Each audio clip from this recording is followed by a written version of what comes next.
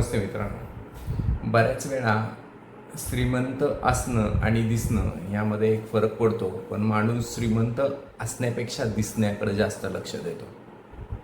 त्याला कारण काय आहे तर त्याच्या मागचं सायकोलॉजिकल इम्पॅक्ट हा असतो की एक सिंपल उदाहरण देतो की तुम्हाला माउंट एव्हरेस्टवर जायचं आहे. तर माउंट एव्हरेस्टवर जाण्यासाठी तुम्हाला कमीत कमी 2 ते 4 महिने तयारी करावी लागते. तुमचे इव्हन बेस कॅम्पला जायला सुद्धा 2 महिने 4 महिने तयारी करावी लागते. एव्हरेस्टला जायला तर वर्षभराची तयारी करावी लागेल.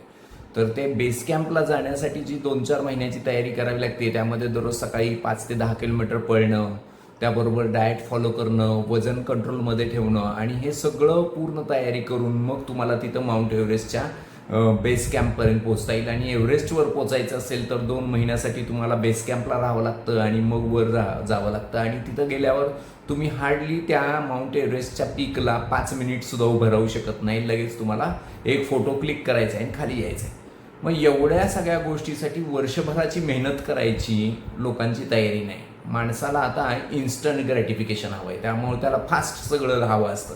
त्याला वाटतं की लगेच मला मिळालं पाहिजे. आणि ही जी प्रवृत्ती आहे त्याच्यासाठी मग तो काय करतो तर सिंपल गोष्ट करतो की माउंट एव्हरेस्टचा फोटो मागच्या बाजूला लावतो आणि त्याच्या पुढं तसे कपडे घालून उभा राहून एक फोटो काढतो.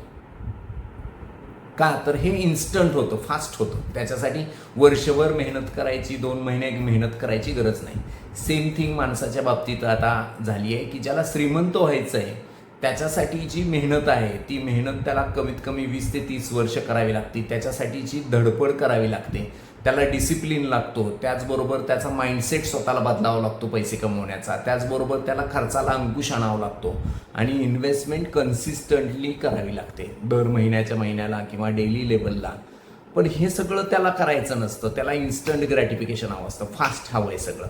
आणि जर त्याला ते फास्ट हवं आहे तर मग तो काय करतो की मला लोकांना तर दाखवायचं की मी श्रीमंत आहे. तर मग तो बँकेकडे जातो, EMI घेतो आणि भारीतली गाडी घेतो. त्याचबरोबर EMI घेतो आणि 2 BHK 3 BHKचा फ्लॅट घेतो. हे सगळं काय आहे तर इन्स्टंट ग्रॅटिफिकेशन हवं आहे. पण इन्स्टंट ग्रॅटिफिकेशन पण त्याला स्वतःच्या पैशावर नाही मिळत, ते बँकेच्या पैशावर तो मिळवतो. पण तो खरंच श्रीमंत असतो का, तो खरंच रिच असतो का तर अजिबात नाही. का तर हे सगळ्याचे मालक ते बँक आहे आणि तो त्या EMIच्या ट्रॅपमध्ये अडकला आहे आणि दररोजच्या दररोज ते पैसे भरतोय. ॲक्च्युअल याच्यामधनं लायबिलिटीजच वाढत आहेत, याच्यानी वेल्थ नाही वाढत आहे, पैसा नाही वाढत आहे, तो रिच नाही होत आहे.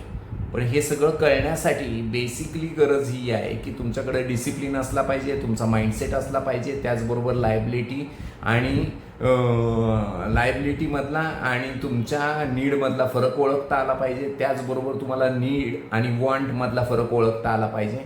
आणि ॲसेट कशा पद्धतीने कमवायचे आहेत या पद्धतीने मूव्ह करता आलं पाहिजे. लोन कोणत्या गोष्टीसाठी घ्यायला पाहिजे हेही कळलं पाहिजे. आणि त्याचबरोबर तुमचं बाजूचं सर्कल तसं असलं पाहिजे की जे तुमचा रिच माइंडसेट तयार करेल. पण हे सगळं करण्यासाठी माणसाची तयारी नाही, म्हणून हा सगळा गोंधळ आहे. आणि ह्याच्या रिलेटेड हे सगळा खेळ माइंडसेटचा जर बदलायचा असेल तर नक्कीच तुम्हाला तुमचे मित्र बदलावे लागतील, त्यांचे माइंडसेट श्रीमंतांचे शोधून घ्यावे लागतील, तरच तुम्हाला लक्षात येईल. नाहीतर मग तुम्हाला असं लक्षात येईल की पिढ्याने पिढ्या एकच फॅमिली श्रीमंत झाली आणि पिढ्याने पिढ्या बाकीचे गरीबच राहिलेत. त्याला कारण हे आहे की त्यांना एज्युकेशन जे दिलं जातं ते दररोजच्या शिक्षणातनं जेवायला बसलेल्या ताटापासून प्रत्येक ठिकाणी दिलं जातं आणि त्यामुळं हा परिणाम दिसतो.